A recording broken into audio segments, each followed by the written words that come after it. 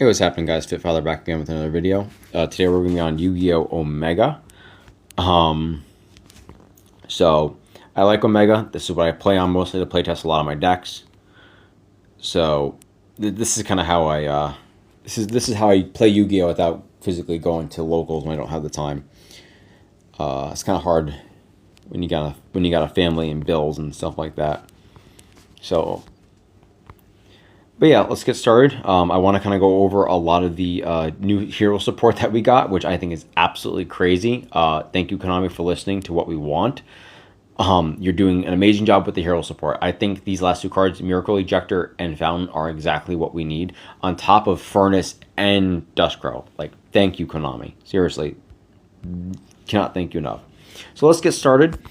This is a 50 card build that has everything in it.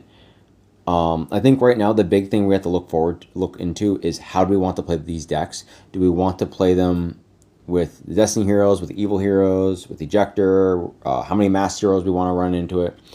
I know some people wanted like doing 1-1-1. I personally like 2-2-2. For this build, I just did 1-1-1. The pros and cons to that are like Fountains. I think are a great card, and I definitely think you want to see at least two. You want to see at least more than one, but. Yeah, this is just kind of like a generalized 50 card build. Nothing too crazy here.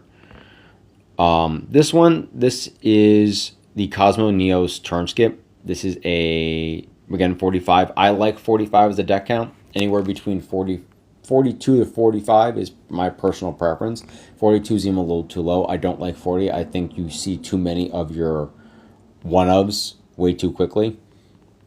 But for this build in particular, this is just optimizing off of what's already kind of been seen with a lot of the stuff online. Basically, your end board is Dark Law, Contrast, and Cosmo Neos on your opponent's turn, which is, I think, absolutely ridiculous. So, that's more of a cracked build. This one is a full, like, this runs everything, right? This one is running the Ejector. This one is running the Mass Heroes. This one's running the Evil Heroes. You're going to see another build, which I happen to like a little bit more. There's two builds I'm tossing between. Not this one. This one just kind of has everything in it. In this build, if you can see, I'm not running Denier or Fusion Destiny because I'm running the Evil Hero package, which kind of like circumvents everything. It helps ditch things. It gives more consistency, but the Evil Hero stuff gets pretty redundant, which is why I'm not running it. But it allows you to run like one of everything. It is an option. It's not my favorite build, but it is something to consider. The extra deck's not fleshed out yet. I took out some things.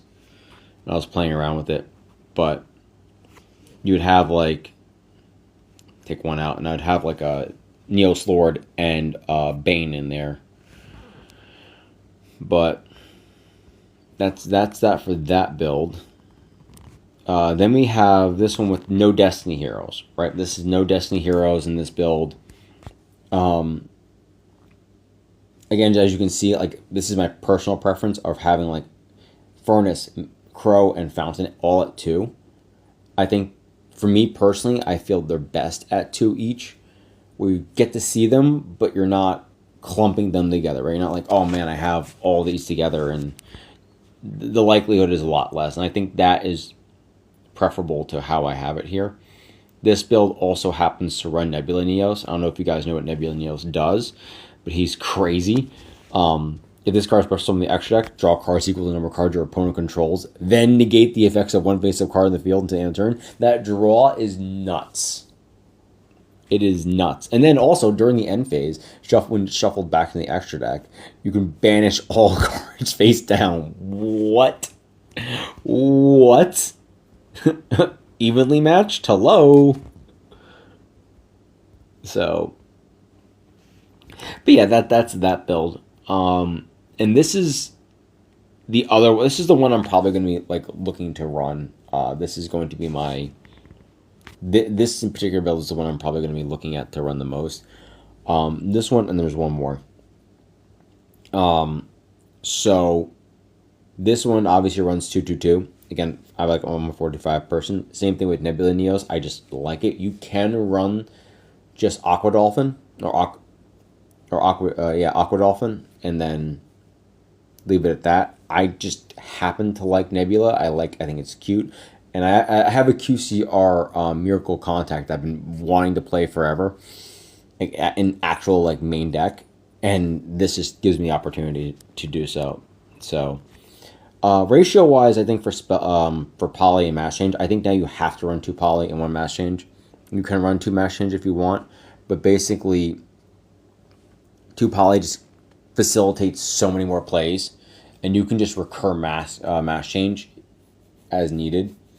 Like Fountain just gives you mass change back, so you have like 3 different ways to get into mass change. You have Furnace, you have Fountain, and technically, if you really want to, Shadow Mist, but we're not going to be using that. That's like the last Hail Mary. I still have Fusion Destiny this build because I'm running 2 Furnace, and I kind of want to just like, oh, I thrust into it. Cool. Now you're like, yeah, I'm locked in the darks, but whatever. You know, it doesn't hurt as much as you might think. It's like one of those, I've been stopped so hard. Let me now do this to push through. Like, yeah, you lose Denier, but you can still make enough plays, right? I don't run Denier in this build either.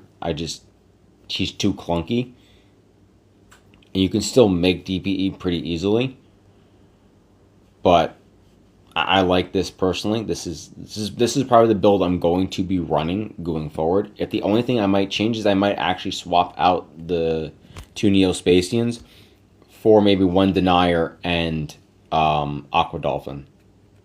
That'll be it. That'd be like the only major change I make to this. And take out Miracle Contact, which would suck. I don't like taking out Miracle Contact. But yeah, that's kind of really the only other changes I would strictly make.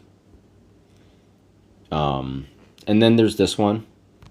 This is, in essence, the like old school, like if you're running full Omni Hero, like this runs this is the other build I kind of really, really, really, really like, which is it just plays how you normally would expect it to.